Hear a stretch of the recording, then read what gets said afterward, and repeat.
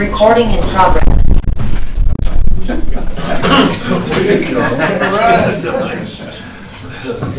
want to say good evening and welcome to today's meetings. We have a work session. We also have a special meeting. We're going to start off today, first of all, with a special meeting. However, today is Monday, August the 28th, 2029. The time is now 2:30 p.m. The work session and special meeting of the City of Trinidad will now come to order. Like I mentioned, we're going to start off with a special meeting, which is the consideration of professional service agreement for strategic planning services. Mr. Ruger, well, let's start with a roll call first. DeBono. Here. Griego. Here. Ogletree. Shu. Here. Thurman. Williamson. Here. Rico. Here. Okay, like I said, it's a consideration of professional services agreement for strategic planning services. Mr. Ruger, what do you have? Mr. Mayor, I'm happy to present this contract here for council approval. Pursuant to our procurement rules, it is in value over $50,000, which is why we're bringing it to you all, but I'm glad you all get to approve it anyway. So we did a competitive RFP process and got 2 responses from 2 top companies to come in and do our strategic plan. They were literally a point or so between each other in scoring. But ultimately, we selected managing results, which is what we're asking you all to approve today. The big thing that put them over the edge was their ability to be present in Trinidad for much of the process, and we really saw the value in that. They are a company that's based in Colorado, in Crested Butte, but they were originally based in Austin, and they've done strategic plans for countless communities across the country. So I think we're in really good hands with them. They're going to understand the process and our needs. I did send out their proposal to the council by email, so hopefully you've had a chance to look at that, and if not, please do. It really outlines their approach and what we'll get. Then the last thing I have to say is just a couple comments on timeline. So one of the things is we have a tremendous opportunity right now with our election in November to get the perspective of current council members and then newly elected council and mayor people. So in November or December, we will schedule the retreat that's contemplated in their proposal so that we can get the voices of everybody, which I think is just a terrific thing to do. So meanwhile, they'll start with individual interviews. We're doing our community survey this fall. The results of those will be published to us sometime in November, so the timing works great on that. And with that, I would just ask for your approval of the contract. Any questions?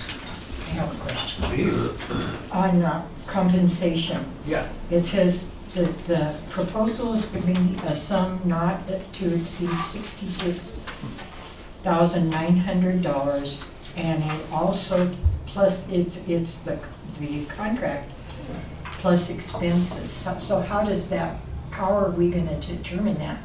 Are they going to bill us for expenses Yeah. in addition to?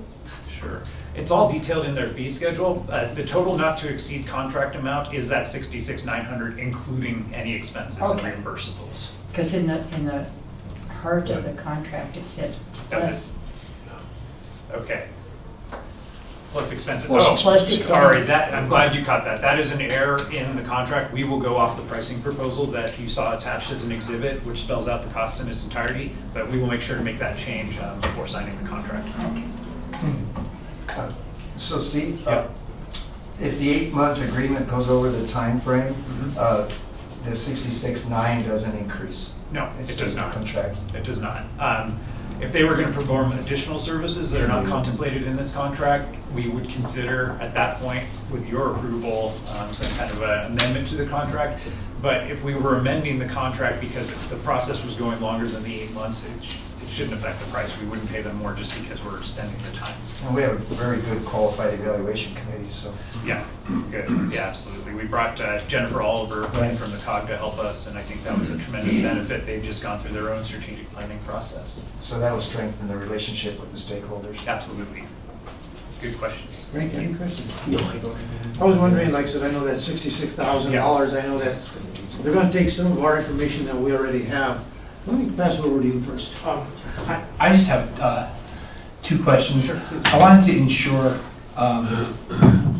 and I know we've talked about this a lot, but I wanted to ensure at this juncture. We're going to have a strategic plan that has well delineated measurable, obtainable goals, I mean, that are clearly set out. I mean, they're going to be items that are able to be met. I mean, an example may be something like, by a certain date, X number of single track mountain bike trails would be accessible to within 10 minutes ride of Trinidad. Something of that effect, correct? Absolutely. Really what the strategic plan should do is set some very high-level goals that are trackable and measurable, but precipitating from that, once we adopt a strategic plan, going through our budget process, we would want to have some performance indicators that match the overarching goals of the strategic plan as well. So not only major goals bullet pointed in the strategic plan, but as we're planning some smaller and minor things, we'll also keep in mind what the strategic plan says. And then it's understood that the strategic plan will help ferret out as many multiple streams of interest to drive revenue in Trinidad, right? Like from history to say geology and outdoor sports. I mean, because Trinidad has a lot to offer. So. Absolutely. I think one of the goals for the strategic plan would be, well, the major goal is to shape how we make policy decisions going into the next 5 years. And to me, all of those things are super important. And we want to have discussions about everything you just mentioned. I just wanted to thank Councilwoman Grego for finding that. No, thank you. One of the things that I was hoping to see in this is the timelines for the various focus groups and meeting with council. I don't see that in this document. Can you get that for us so that we're aware of when, regardless, we have other things that we're tied up with, so it'd be good to find out right as soon as we can.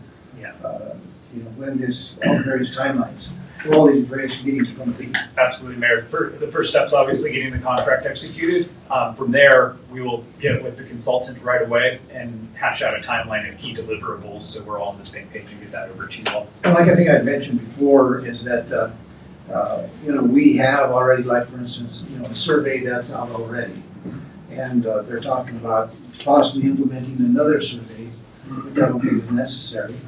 But there's other things, we have our comprehensive plan. Our tourism board has put together their plan. And I was wondering if by using some of that documentation that's already been done, if they would consider maybe a reduction in some of those costs. Absolutely. They have not seen all the planning efforts that we've done to date. They know about them. They just haven't seen the actual tangible documents. Right. I've got a folder on my desktop right now of our housing study from last year, comprehensive plan, all of those documents you're mentioning. Even our area-wide planning efforts need to be taken into consideration. And then, of course, the community survey we'll be doing this fall. So we'll be working heavily with the consultant to get them all that information, and we'll absolutely work with them to see if there's areas of redundancy that we can reduce and have some cost savings. In here it says the planning team will develop or update the city's mission statement, which we really don't have. We've had a couple of things, a couple of mission statements that we've considered, but not ever put a final stamp on it. So the planning team that is out there, are they going to develop that? I mean, what is that going to be Jennifer Oliver and those other 4 people that were involved, or who's going to be involved? No, Mayor, this is a community-wide effort, so this will involve stakeholders from public and private entities. This will involve staff. This will involve elected officials, county officials. So we will work with the consultant to create some semblance of an executive steering committee to work with this. That won't just be the staff who did the evaluation. It'll be a much more broad segment of our community. Because we're talking about an actual retreat for council. But then there's going to be according to this, a multi-day facilitated work session beside that. That'll probably come probably after the first of the year, more than likely. More than likely, yeah. From what I saw. I looked at the various representative projects that they've done quite a few over their history. They've got quite a good history, looks like, of people. And one of the things that I was interested in looking at, they did say that they work for people who have worked with municipalities and counties that have from $1 billion budgets down to small budgets, especially like in Colorado, Montrose let's see what else, Moffett County, Crested Butte, Yeah. so Grand County. So there's some small organizations that they've done business with, which is really, really important because they would understand, our position as a small community. So. Yeah. Yeah, thank you, Mayor, for pointing that out. Because I think that's something that the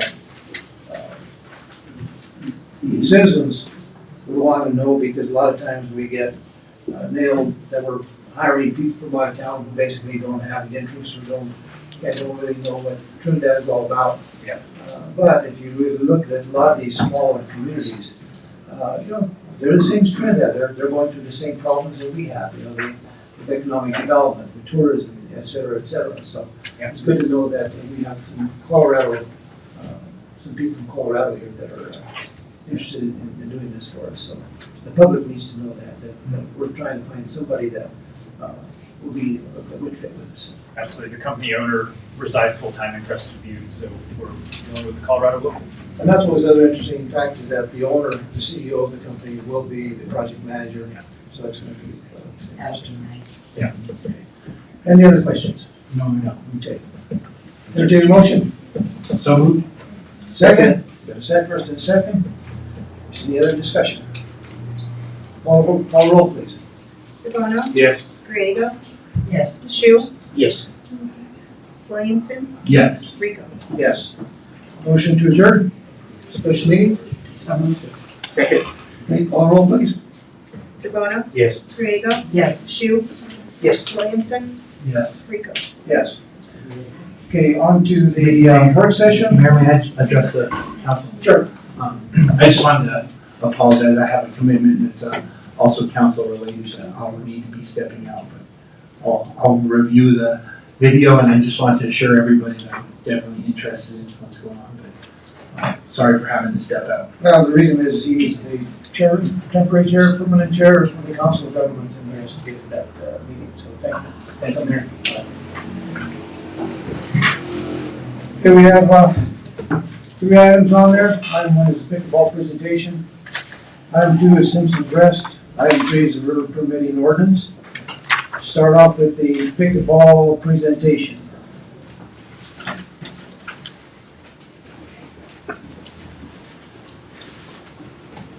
Good afternoon, Mayor, members of council. So actually, to go off of Councilman Williamson's remarks, I don't think there is an argument as to whether we want or don't want pickleball, which will kind of allay the concerns about people in the audience. I think we all agree we want pickleball in Trinidad. The question is, where do we want it? And so here to revisit the consideration of having a pickleball court developed at the high school courts.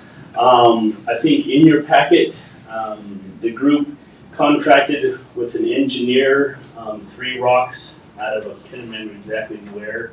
And they did a preliminary, not professional, as in like we contracted with them to come and do, it was just their personal opinion as to whether the high school location was a viable location.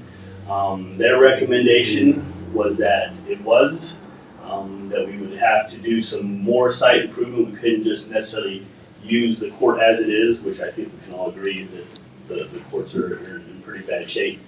But they recommended an overlay, post and tension concrete overlay, and with that it would suffice as a pickleball location for long in the future. I would like to introduce Taylor Traver. He's with Sport Courts of the Southwest. Sport Court of the Rockies. Sport Court of the Yes. Rockies.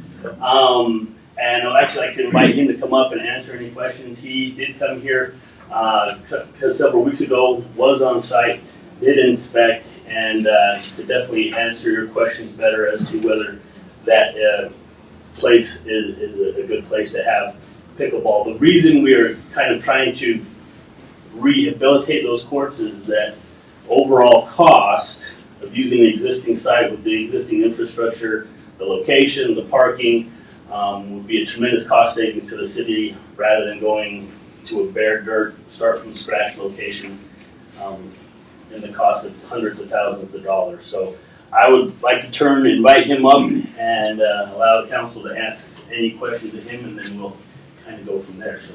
I want to take the privilege of starting off first, because I do have a lot of concerns and questions about this, and I know we've had this discussion already before. I just am checking into, and you talked about post-tensioning slab. In reading about post-tensioning slabs, and especially that particular site, in your, the reference that was given in here, that the slope stability is excluded from the information that's in this document. The slope stability is not there. It's saying that if something happens with the stability of the slope, it's not covered. The other thing I want to mention is that this post-tensioning slabs, it's only good for 15 to 20 years, according to the documentation that I found. And that's kind of, I understand concrete because that's kind of my past history. So that's concerning to me that it'll only last that long, because it's due to corrosion, and one thing about this is that this post-tensioning slab is susceptible to cracking because of the flexibility. Depends how they do this, whether it's like this and then it goes like this. It just depends. So there's some issues there that really concern me. The other thing that I found that they don't recommend, if you drill, cut, or score, you've got to be very careful, if not, even not do it at all. Right. Because of you don't know where all those the bars and the tensioning is in there, and if you cut one of those or two of those, it can create a problem. Sure, it could be fatal. So, I those are some concerns that I had. I'm not really comfortable because of the current issues that are in that area with all the water. I don't know if that water is right in the middle. Frank, I think you know a little bit more about it, or if it's throughout the entire area, or if it's on one end or the other. How stable is the ground around there, even after the most tensioning? How deep do you have to go and get away from that with the post tensioning of this? So I just feel like there's some issues. So I'll turn it over to council. You were getting ready to say something. Oh, I was just gonna say that this gentleman is not the person who made that report, so he's not familiar with what came out of that 3 rock report. Right, all I did was provide some hard costs for concrete. I didn't do any engineering work or planning like that. Go ahead. Sir, of course rebar or fiber mesh is used in, you're using that before the actual concrete is poured. So after the slab is cured and set, you're going to utilize more steel tendons for more reinforcement? I'm confused on that question. The way that works is that they put the rebar in and then Right. they fill in the cement in and around it, Right. so that there's some tension. But are you going to utilize more steel tendons after? I mean, Post-tension cables are set basically every 3 feet on Every center 3 feet. both ways inside the concrete. So the concrete is poured over those cables, and Right, then I know that. after the concrete's poured, those cables are stressed the day after the pour, and then 7 to 10 days after that, the second time. To tension them, yes. okay, that's fine. And then there's rebar placed around the beam. So we would dig out a beam of 1 foot by 1 foot around the perimeter. So you'll have a thickened edge around the whole perimeter with rebar in it. So do you use rebar or fiber mesh or both? We use rebar. We'll use number 4 rebar in the beam, not fiber mesh. Okay. And another thing, the tennis court above the lower court, will there be a drainage issue or water runoff? The drainage will just remain the same. So any water that comes down from there From the upper one? will hit the court and drain off. We'll drain it. We'll slope it 0.5% towards the parking lot. Okay. Contrary to popular belief, I don't know everything. That's okay. Neither do I. And pickleball courts are way down on the bottom. But I understand we're talking 2 different firms here. So did you have, or did your firm have any, did you get information from the 3D rock? Yeah, No. 3 rocks. I haven't had any communication with them other So- than the last email that okay. they attached to it. So you're not working in conjunction one with the other? No. Okay. So what I provided was just our standard post-tension design, which is 3 feet on center. If you engage an engineer, they might recommend 2'6" or 2'8", or I'm not sure, they have to do a geotechnical survey of the soil and determine that. So what we provided is just our stock structural design. See, I'm not as knowledgeable about what's going on with that property, but I did talk to Dr. Aaron, and I asked if maybe Mr. Roybal, who is the chief maintenance person up there, have you talked to him? We have talked with him, we've had several meetings there. His recommendation is, like he says, the courts haven't changed that much over the time that he's been there, approximately 20 years. And so his opinion was, and he's not an engineer, and he'll be the first to admit it, but that to do an overlay has been recommended by the engineer and by sports court, that it would function for the lifetime of the concrete and of the overlay, the actual sport court. And before I turn it over, one thing that I know is that concrete, if it's done right, should last for at least 75 years before it starts to fall apart. In this particular case, like I mentioned, is that they're saying that this post-tensioning will only last 15 to 20 years. So, The post-tension slab should last longer than a traditional rebar slab. this information that I researched along, I just don't know how accurate that was. I don't want to be out of line, but I feel like it's inaccurate. Okay. Yeah. Yeah. I just have a lot of concerns, pretty much what Phil said, and, you know, I worked in that area and worked on those courts and stuff, and to me, they have changed a lot. And, you know, it just seems like after a few years, it deteriorates because of the water running down in through there. You know, they still even have pumps inside the high school that they have to pump water out continuously. And it is asphalt slab there, it's probably very thin, 2-inch Yeah, well, asphalt. they redone that, and they had concrete before, and they didn't last, and they tore it out. And Mr. Earl, years ago, put those courts in there to fix them up for the high school, and that, and they didn't last very long. But, I have nothing against pickleball, I think it'd be all right, but that location, I wish we could find a better location. No matter what you do, when you're dealing with water, there's no way to control it. It's just been there, and it's been there all that time. And concrete's gonna move no matter what, when it's in there with the Do water. you have any knowledge that the concrete that was there before the asphalt, did it crack like that crack? It cracked, and, it's just that, it's kind of a, with the water ground shifting and stuff, and, it was kind of a bad location that they built. Even the gym, they've kind of been sorry about building it there because of the water condition in there. And the gym, the walls of the gym aren't even cracked. So that's my only concern is that, and it's hard to guarantee anything. I mean, you could say they last 15 years, they might last 2, And then the weather, is another part, temperature, cold, water. And like you say, the water running down off the top of the other tennis courts are gonna settle there no matter what you do. And I think that the other company had proposed a French drain on the top side. Yeah. But I did not. I mean, that's my real concern, is just, I wish we could find a better location. I actually wish we could find someplace indoors, that way people can play all year long, because, you're gonna lose at least 4 or 5 months out of the year because of the weather conditions and snow and ice, and that kind of messes up the surface a lot too.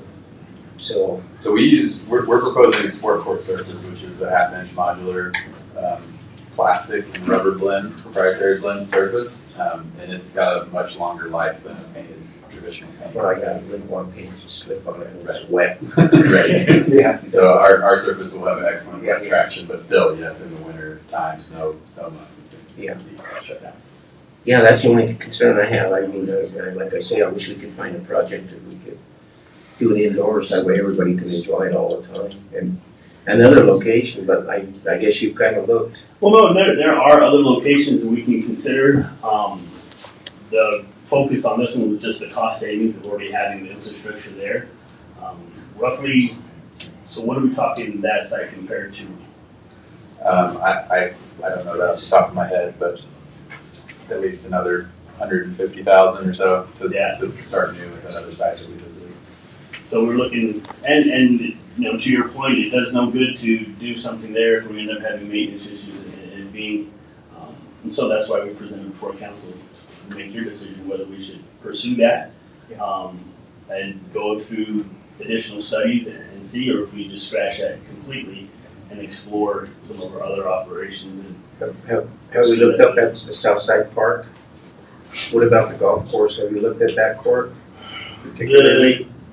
The only reason we looked new is because we want to expand the course we could have. So what we have considered is the property just to the west of where the gas company is. There's the city property there, kind of across from the Space and Create buildings.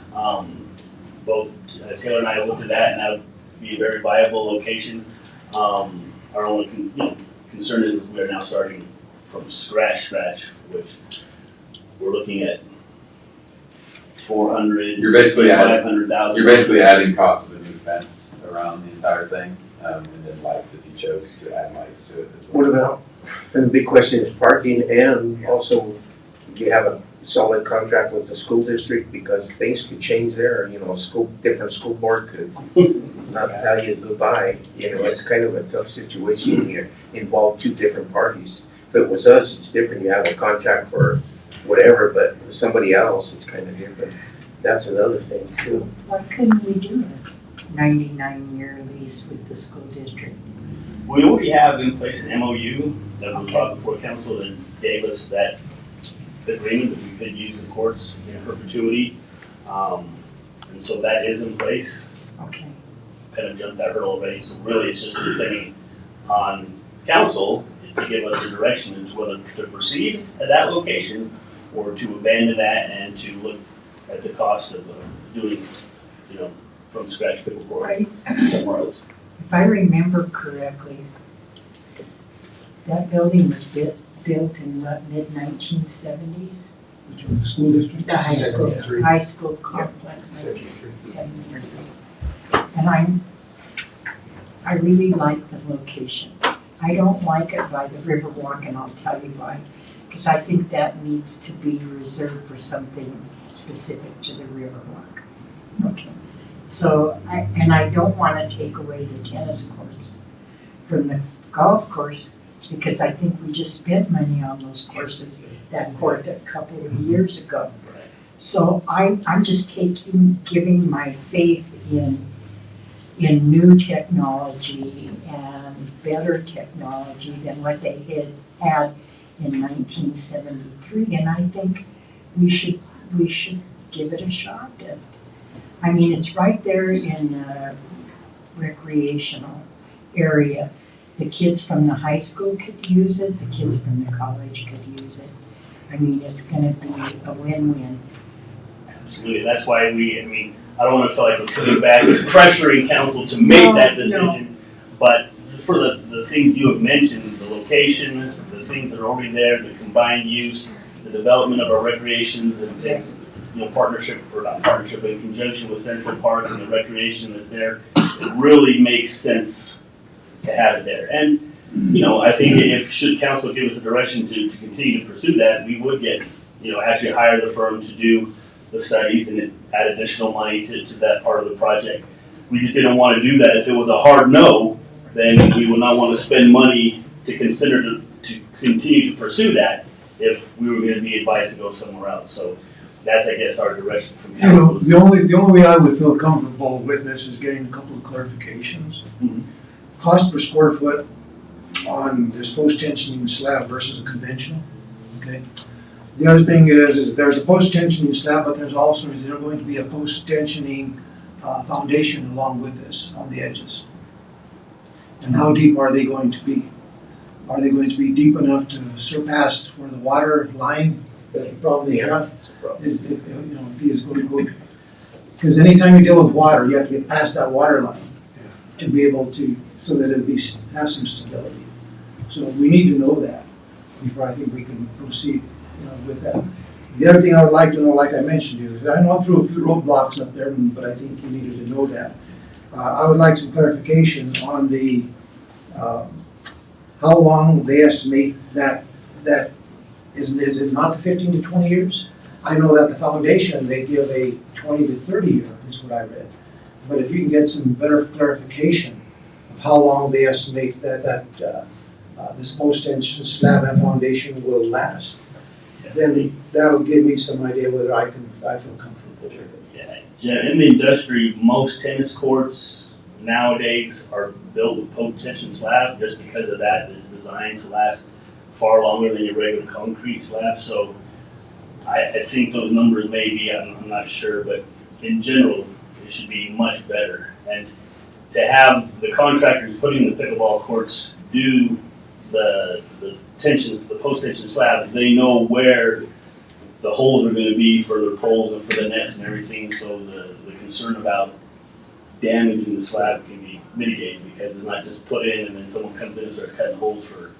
Correct, yes, all net. And I can really understand the reason to go with a post-tensioning slab on this, because it's basically a floating floor type system where you're not relying on the surface of the ground.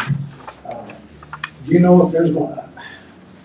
I'm not sure, that's one thing I didn't find out for sure is, does this post-tensioning slab lay right on the existing dirt that's there, or is it floating above it an inch or two, do you know? I can't speak for the other company, but I had proposed to have 2 inches of Class 6 road base compacted over the asphalt before the concrete. So the existing slab that's there will come out, or will it stay? With my bid, it will stay. It will stay. Yes. Any other questions? So if you surmise 15 to 20 years and something happens before that, what type of warranty, who's gonna incur the cost if it happens in 7 years or 5 years? That's something I'll have to look into, but a post-tension slab is gonna last a lot longer than that without any problems. Give us that additional Sure, will information. do. Especially with an overlay over the asphalt base and then a couple inches of Class 6 road base compacted, it's gonna be very strong. And then our sport court surface also will cover up any kind of minor imperfections where it's a hairline fracture. Those aren't gonna cause damage in the surface like a traditional painted court would. Our sport court surface sits over that, you're never gonna see that. But the only thing that would be bad is a structural fail, which is very rare with the post-tension slab. Yeah, my biggest concern, of course, is the substrate underneath that's, like I talked about. And I do like the other company's idea for the first strain to Because the other catch thing it and move it around. I think the other thing they said is that the maximum span that you can go with a post-tensioning is like 35 meters. I'm not sure if that's correct. That's about right, yes, sir. So that's roughly 35 meters, is roughly 100 meters. So it's pretty wide span, and I'm not sure how wide it is. 125 by 105 is the dimension. So it's really close to, whether it's spread that far with post-tensioning in one particular. Yeah, I'm fairly confident we can make that work because I do 120 by 120s all day. Have you talked to Mr. Just, our engineer? We haven't had a conversation with, I would encourage, I know he just left, Yeah. probably had another meeting, but I would encourage to talk with him a little bit too. Because, we had some issues over there a while back, they had to put in the gas line, super drainage system in there.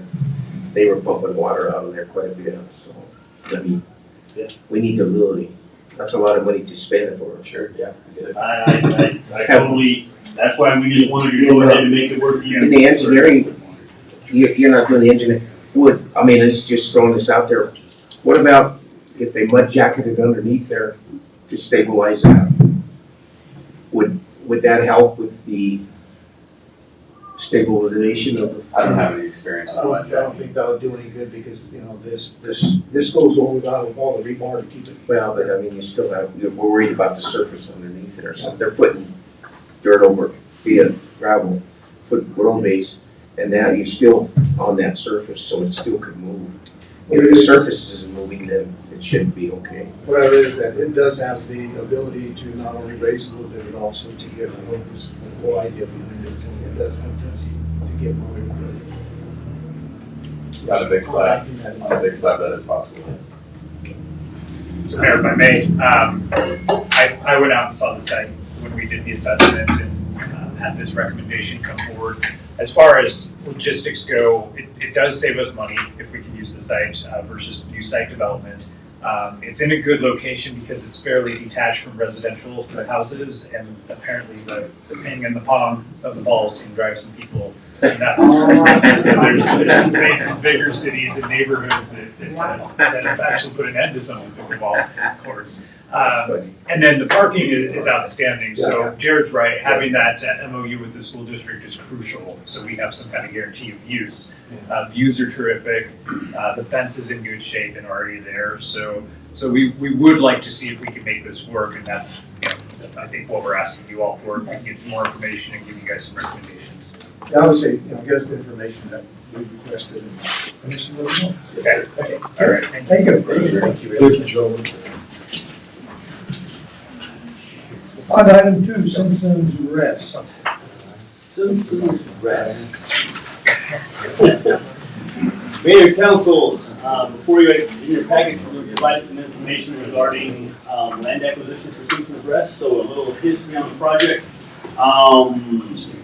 While back, the county got involved in what they hoped was the development of Simpson's Rest. As you're probably all aware, the road up to Simpson's Rest is a county road, but the surface or the top of Simpson's Rest is partially owned by the city and partially private property. When the county realized that it wasn't theirs, they turned the project over to the city, and the city, in partnership with DOLA, in partnership with UC Denver, began this development process. And UC Denver has just finished up their design process, and it has gone out for public input, and that's the survey that you all should have received. And in that survey, there was the designs that UC Denver had recommended. So that kind of brings us to where we are now. We would like to, in order to accomplish what we would like to see happen at Simpson's Rest, we need to explore some property acquisition. The entirety of the property you see before you is owned by the Morning family. They are still here, I think, after waiting around. We're glad to have them here. And so before you are several different options of potential acquisition in order to accomplish what kind of needs to be done. So if you look here, we actually got it pulled up. This is the entirety of the property. We own this portion right here, which is the rest, but we do not own, I guess it would be the northern part of the actual rest. And so to develop it with a way where we would have parking and shade structures and all the things to really make it an attractive cultural and recreation site, we need to consider purchasing some of this property. I've had conversations with the Morgans. The Morgans are amiable to selling some of the property if I'm not speaking out of turn. So, yeah. Is that option 3, 2, or 1? So this is total property. We haven't got options yet. Okay. So option 1 would just be basically to acquire the entirety of the rest. The advantages, it is the smallest piece of property, so hopefully, unless there's some weird appraisal things, it would be the least expensive of the options, but it does not allow for any further expansion or connectivity to the wormhole into city property over here. So go to option 2. So option 2 would give us the entirety of the rest and kind of basically the road corridor, which would allow for connection via trail or whatever with the wormhole loop, the backside of the water tank, and Simpson's Rest. The disadvantage, in my opinion, I think I might speak for the Morgans, is it does split their property in half. And so there's 2 sides. And I think this is a total of, will you click on the property? Actually, on the screen. This is 12 acres, 12.6 acres, and it does, like I said, include basically the right-of-way of the road and the canyon or ravine area that would give us some great opportunities for development. If you go to option 3, please.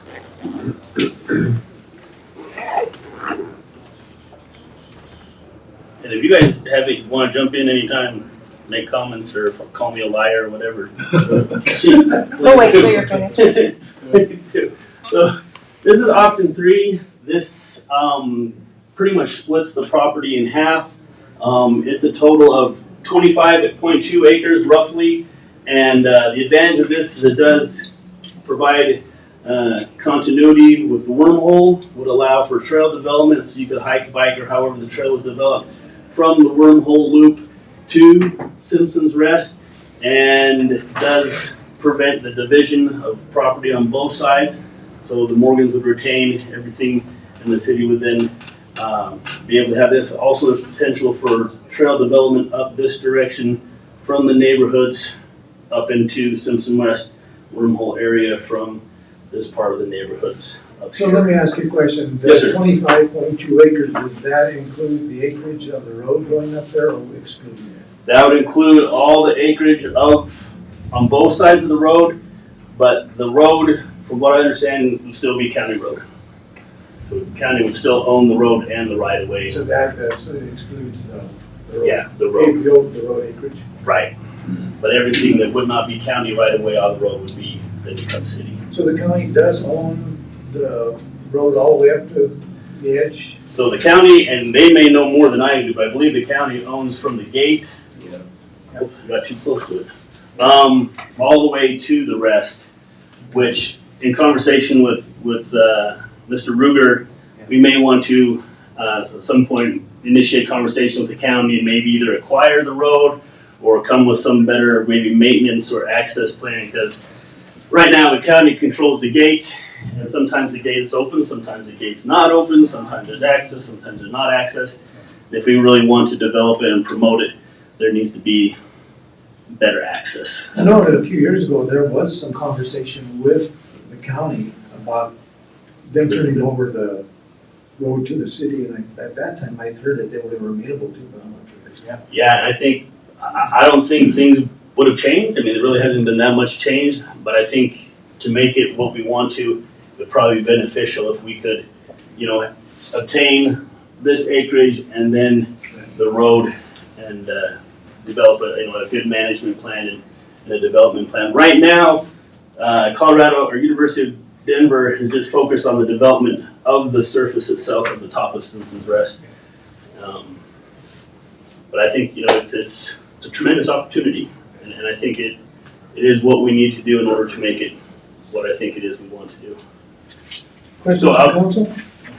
When we had our interview today a couple hours ago, that was one of my main concerns was property owner opposition, and how we're gonna network with input from is kind of my concerns. So, and I didn't mention Brad and Sherry's names on the radio, but I just said property opposition. Right. So are you guys the only property owners that this includes? Is there anybody else is included? No, That may be in opposition, okay. they're below us, so, They're below? so that's. Yeah, so as far as this is concerned, there are the only property owners that would be involved. How in demand is Simpson's Rest? Do you know? Well, you know what's great is that one of the questions of this survey is going to garner that information.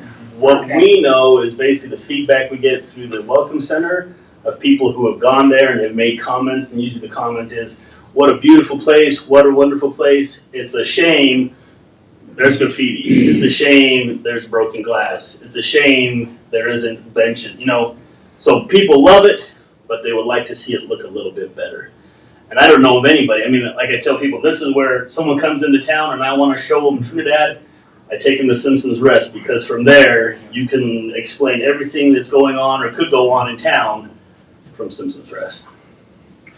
Councilmember Grego, we really would like to market this more as an amenity and an attraction. I don't think we want to market it in its current state.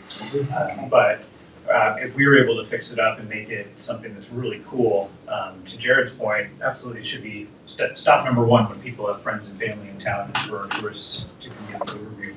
Absolutely. I'm surprised the Morgans didn't put a toll road I think the both of them are Probably really just not like to have ours. it locked for good at their property, let nobody go. Put a taco stand or something. Yeah. I mean, there's a lot of like, I'm gonna say living there 54 years. Yeah. There's a lot to discuss, just, like we came home last weekend. The road was blocked, we couldn't get into our home. We couldn't get anybody off the property. I have a 98-year-old uncle. That would have been catastrophic, because you couldn't get an ambulance in, up and down the road. That's got to be 100% Why was figured the out. road closed here? Somebody decided, I guess, to hike, well, it was the college softball team, and they blocked on both sides of the roads. But yeah, They left enough room to walk between the cars yeah, on the county Yeah. road. It was Mr. Swazo. And I wasn't very nice with him, but, I told him, I said, what are you thinking? If you wanna park here, park in the little area in front of my mother-in-law's house. There's room there. I don't care if you park there. Just don't block the road, don't drive away. And it's happened several times. We've had people come up and the gate be locked and they'll just block the whole road. There's no concern for anybody else, but. Where's It's your just- house? Where's your house on this? Right there. That's what I thought. Right? and so I don't know, like the property adjacent to the road that butts up to the cemetery. There's a blank space there that could be utilized maybe for parking down below for the people that want to walk up, park. Years ago, we used to unlock and lock the gate, and then it became a safety issue because of the people that were coming up wanting in and out.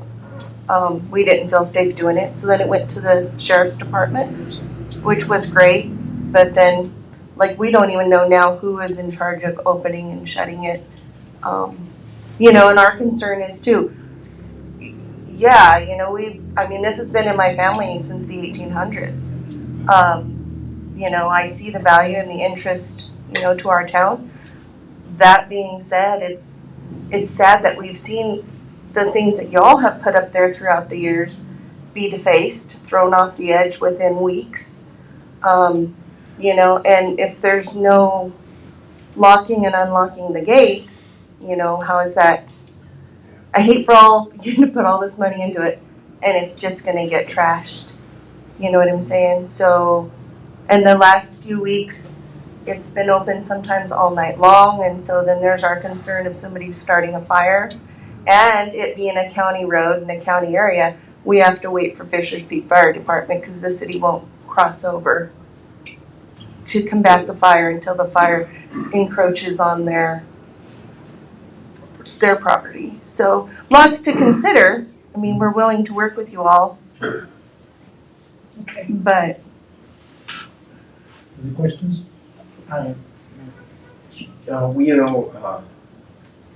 When I worked on the power and light years ago, we had spotlights on the bottom all the way around it to shine up on the rocks, which looked really good. But then we had people coming up there throwing rocks off the top and busting all the spotlights, vandalism, not rocking it up. And then it really was nice. And then we had Gail Eaton, he used to have the monument work, came over and he took his sandblaster and took all the graffiti off, but again, it gets up there. And that's the only concern is if, you do something up there, how long is it gonna last? Like you say, they throw it off the side and that. And I think another big issue is that we really would have to do something with the road maintenance because it washes out and everything else is really tough on the cars and vehicles and that. well, County just bladed it 2 weeks ago, and it's a speedway. it's a race course. Yeah. It's to Well, see. it's true. And we've That's why- had accidents that nobody knows about but us because somebody comes to our house and Yeah. says, hey, can you get us out of the ditch? Oh. But we almost had a head-on collision of somebody racing up and somebody racing down. And they went off. Had they traveled and there not been an Arroyo, they would have landed in my mother's home. Wow. So, But we still have to have it yeah. access. And then the big question is, how do you guys feel about it? Are you willing to part with the land? Like I say, it's been in your I mean, that's a big question is, Yeah, how do we go from here? that section on top and off the west side, you know, it's really not feasible to us. You know, there's no value to it because you can't put nothing there, you know. It's just a hillside, just Yeah, it's all hillside Yeah. and flat on top, but, you know, it's more feasible to somebody that wants to develop it and make a better place out of it than us, you know, so. You know, I don't know when they put the water tank in, but, it's, you know, it was, Yeah, that's another thing too. We're gonna be doing some work on those water tanks and stuff too. And we kinda need real good access to get to them and stuff. And that would help us a lot. yeah, and then when the water tank overflows, yeah, it comes down and it's flooded my shop twice. Yeah. Because the county went up and did remedial work to fix the ditches, but they turned the water directly behind my shop instead of down the road where it's supposed to go. And, flooded it before, but they've got all that fixed. You know, the city's actually planned ahead, got it to where it drains right now and it works perfect. So, except for the lower end where it washes out on Jared, on Nass that- County again. on that west side, because you know, it's a pretty steep hill, any thoughts of any kind of recreational activities that we could do with that? I haven't done much. My biggest concern was just getting in the connection between the wormhole and Simpson's Rest so that we could develop a trail, and it could be, depending on layout, a pretty cool trail that would then connect these two recreation assets together. But it's definitely looking into, should the city acquire that property, we should explore whatever recreation opportunities that it can afford. You don't have to answer this if you don't want to. Have you just a ballpark figure of what cost per acreage might be that you would consider? We haven't discussed that yet. We discussed possibly that or trade for trade, property Like for for like. property. City had property someplace else that they do. You can't get City Hall. You don't want city hall. It's negotiable. I'm already paying 3 light bills, I don't want another one. Well, I really think that, you know, this is a good possibility. I know that we've talked about this for the last couple of years, about doing something with Simpson's Rest, and I think that it's, you know, I like that it ties into the wormhole. It develops that access. Yeah. I know there's gonna be, like Frank says, you gotta be very diligent about making sure that that gate's closed, open, working with the county. There has to be, you know, something put up alongside the roads, because people going up there, we don't want them driving off either. That road needs to be taken care of properly. There definitely need to be a lot of planning, and beyond what UC Denver has, like I said, they focused primarily just on the top, but should we have, then the road and everything would definitely take some more planning and involvement, but I mean, I think it'd be fun to one day, you know, you park at the wormhole trailhead and then you hike the wormhole, but your ultimate destination is to come around and enjoy the view from Simpson's Rest and have a picnic and do whatever. And Mayor, Council, just a couple side notes. So if we do move forward with purchasing any section of the land, we would go through the city's normal land acquisition process. So that would involve surveying, appraisals, that type of thing.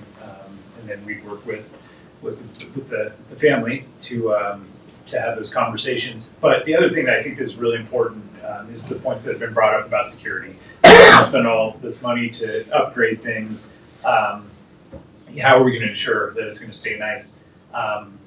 It would be something where I think if we do get to some semblance of a Parks and Rec department, we would have routine patrols from that department that would go up and check on things. I would want to heavily invest in security cameras up there as well.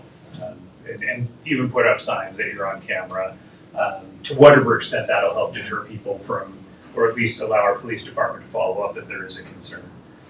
But I guess the big question is, do we leave it out as now, or do we do something to try to clean it up, and to what level do we do that? It does need to be cleaned up, like I've been saying all along, you know, I think it's an asset that I think that we need to take care of. Audra, would you have any idea because of, you know, it's got some possibilities of some issues around the fringe, we're gonna have to fence it in or do something. Would it increase our insurance Cost? No? No, raw land doesn't increase our costs. Okay. Just the buildings and infrastructure. Any other questions? You know, do you guys feel comfortable moving forward with this? Is there a preference on option A, B, or C? My preference is, I think that 3 is the best. What, 2 or 3? I think 2 is kind of, it's not fair to them. Yeah. Option 1 is not meaningful at all. That would be my recommendation to the council, would be to pursue option 3. If the Morgans are willing, it would be, I think, best for everybody.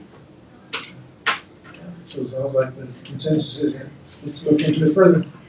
Okay. Yes. Good. Yes. Jared, when will you see come present their vision to the council? Do we have that on deck at some point? Not yet. They were gonna wait until after they got the surveys. Okay. So it'd be some, survey closes the last day of September. I mean, I can take a couple of weeks for them to put that all together, so I would think they want to present towards the end of September, 1st of October. Ms. Morgan, I just want to say, thank you for wanting, your willingness to work with us to increase. Sure. Thank you. If I have to be honest, when I first heard about all of this and people said, oh, you gotta deal with the Morgans, good luck, man, they're gonna chew you up. And they have been nothing but accommodating and friendly, and it has been a pleasure experience, so thank you guys for just that. Thank you. Thank you. Thank you. All right, let's go ahead and move on to item 3, the river permitting ordinance. This is something that's. Okay, This Mayor, one's council. This one's going to be fun. This one's gonna be a little bit fun. So, as we begin to, or continue to pursue the development of the river, with the Greenway Foundation and with Arterra and that visioning, the city is now beginning to look into acquiring property along the riverfront, most of which is unknown.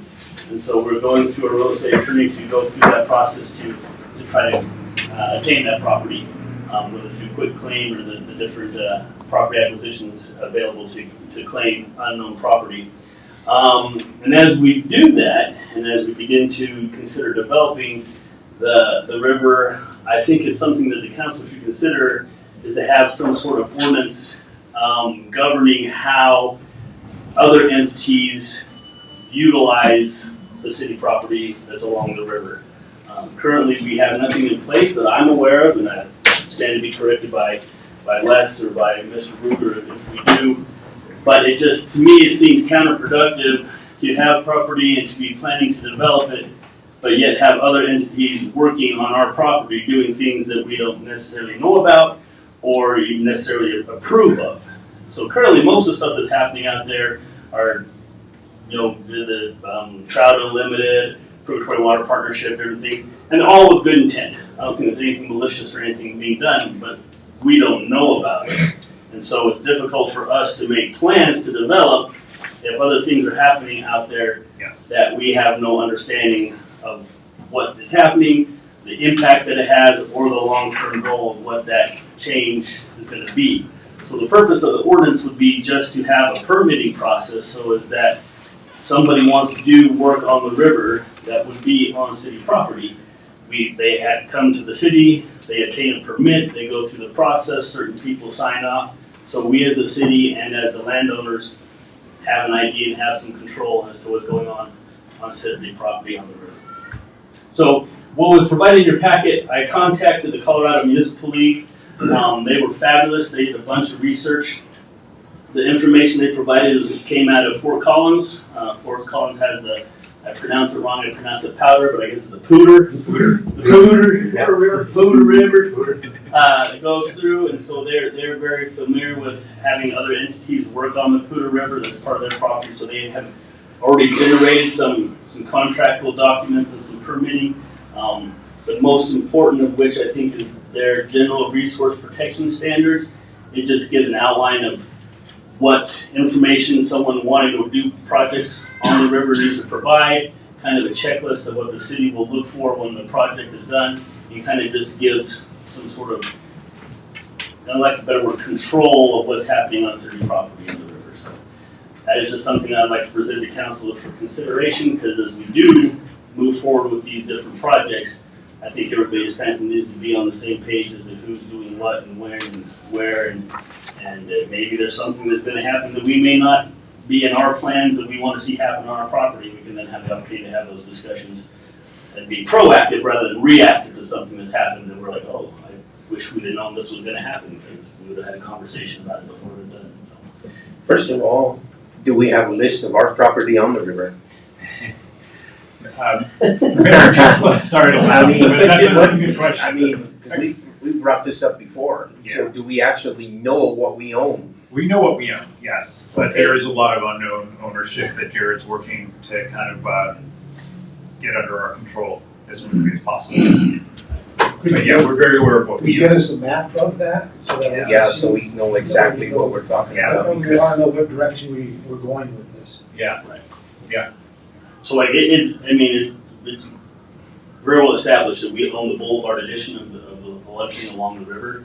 And so there's projects that have gone on and going on there by outside entities that we have no understanding of.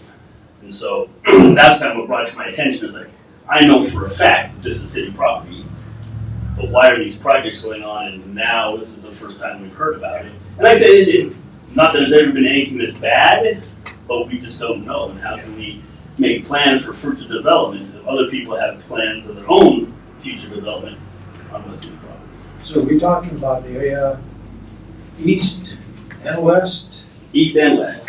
How far east and how far west? So there's all sorts of unknowns all scattered through there. Yeah. Predominantly, it's what's from basically the Boulevard Edition is where a lot of work has been done and being done at city property that we just don't know about. But as we Okay. continue. Can you clarify what kind of work's being done there? I mean, just for curiosity. Yeah, no, there's bank stabilization, there's trout habitat improvement, different things like that. Some weed mitigation, tree invasive species removal, and different things like that. That are all good. There's nothing that I don't think would not want to do. But then as we engage with our, with the Greenway Foundation and talk about making plans, and this is where we're going, we need to know who else has plans on the river. But didn't we plan on having the purgatory and them guys take those trees out, invasive and all that? Wasn't that part of our plan? Mayor and Council, some of it gets coordinated, but there's no streamlined formal process right now for notifying us. So I'll give you an example. If someone wanted to do a commercial outfitter type of thing and do a tubing or a kayaking outfitter, there's nothing really right now where they can even come to the city and ask for that permission. So to Jared's point, it's less about some of our partners in the non-profit sector, but more just what could happen in the future and having that established. But even still, if Purgatory Watershed is planning to do an effort, we'd like to know about it ahead of time. Jared and I talked this morning. I think in those cases we would look at a permit process that would be no fee because they're trying to help us with improvements. But we'd still like them to go through the process and get the knowledge over to us of what's happening. So, insurance, so we don't know if these people even have insurance. We don't know. We don't know. And what kind of made me think about it is, we have a permit to have a festival, we have permits to use our parks, we have certain permits, mostly to just understand what's going on city property. Yeah, we don't have a permit for what's going on our property at the river, in the river.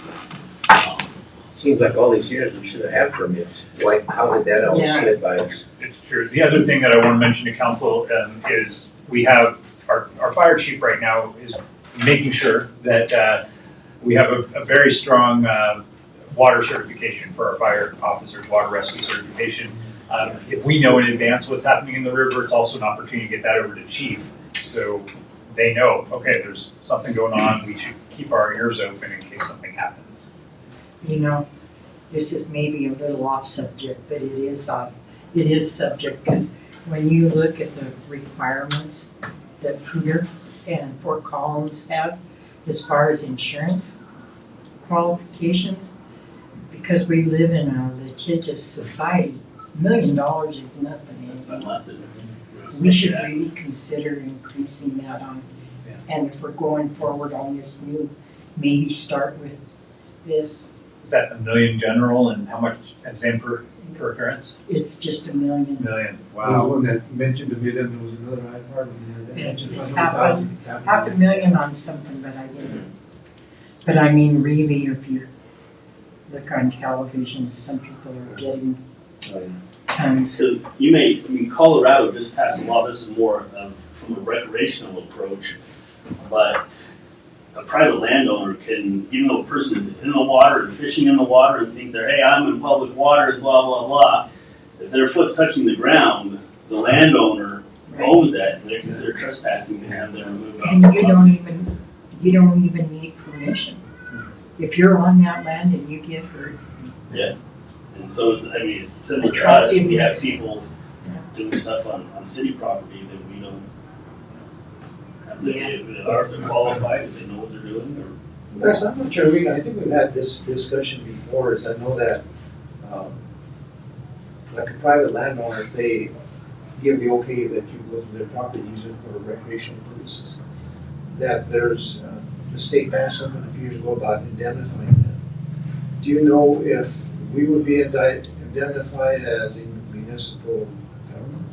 Well, I would say they would always try to find a way around an indemnification clause. But I mean, to the point of this conversation, it's like we need to know, and of course, like a fisher person is not gonna let us know they're going in there if it's on city property. But it's a broad question. I think if anyone is injured, if they're accessing the river from our property and something happens, they may try to sue, but it's hard to do, right, to say that we were somehow maintaining a hazardous, condition other than what is occurring naturally. But anyway, an indemnification clause would only be helpful, or we could only indemnify ourselves if we know what the activity is and we're trying to indemnify ourselves against, right? I mean, that doesn't really answer your question, No, but okay. more knowledge is better to the point of this. No, that's it. I was wondering, those 2 examples or 3 examples that you gave us, they did it was pretty extensive, what the requirements are.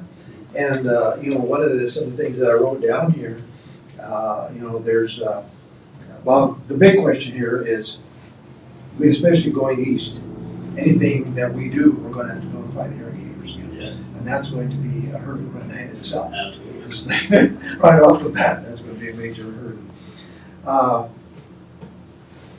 Laputer and that other, who's the other company, the other place, those 2 different communities that did this. But they talked a lot about wildlife and, survival of plants that were removed. We have to remove them in a certain size containers and all this stuff. They really did get, I felt, in some degree carried away in some of their requests or requirements. And the other thing is, some of them were talking about about removing groundhogs, and only certain times of the year you could do that. I mean, it was. I would use the word stringent. Yeah. So they did get really, I felt, to some degree, really carried away. Yeah, and I think we would not need to be nearly as involved, more just anything informational of, this is what the plan is, this is our approach, this is, we have certified individuals performing the work, this is our insurance, kind of that stuff, and then we say, okay, this is something that can go ahead, and we have a knowledge, and it does work around our greater plan of what it is that we intend to do, as far as the building. If we designated, like some of these other places did it, designated them as a natural area, how will the CPW need to be involved with us on this? I don't know if, because I think the city itself could designate something as an open space or a natural area, just under the council's designation, this is what we want to set aside. I don't know if CPW would necessarily have to be involved in creating another layer of wildlife protection. That gets a lot of convoluted and gets crazy, more fingers in the pie tend to make for a messier pie. Exactly. So I would. I think they only deal with state land. We don't want to do it. Yeah, I think it would just be something, cause I think what we would like to see is eventually as we can, talk more about the development of the Old Silvers Trail and acquiring property, is that all of that property become an open space, wild area, but just within the management of what the city deems that as and how we want to But, I do agree that, any kind of construction that would be adjacent to the properties, there would have to be some notification and, If we could get the homeless population to permit themselves, we could, because There you there's a go. lot of folks. Quite faithful to this place, But, those are the questions that I had. Any other questions? Mayor, one last thing, I just wanted to mention that there's a lot of things to flush out in this, particularly on the enforcement side. We can establish the permitting process, but who's gonna be boots on the ground checking? So we'll do some research as to what other entities are doing. I know Jared's gonna walk it every day. That's right, my outdoor office, I'll just do that. Exactly. That's what we will. Recreation never heard of it. Never heard anything. And of course, this would be in conjunction, with council is Absolutely. developing an ordinance or whatever that's simplified. Yeah. Like those two that, you presented, they were just multiple pages. Oh, yeah. They got carried away, Exactly. so. Something This that's way one or everybody two can pages, very simple, provides information. Yeah. There's all the really would probably. Yeah, I think you guys feel comfortable with just moving forward with getting the permit process? Okay. Okay. Super. Thank All you, right. Mayor, Commissioner. Okay, thank you. Okay. Thank you. Well, Yeah. Jared, sure. The sheriff's work session. Yeah. It was the Jared Chatterley show. Well, like I said, the, last, meeting that we had, we asked, if there was anything else to be brought forward, we discussed that, so we'll miss that today.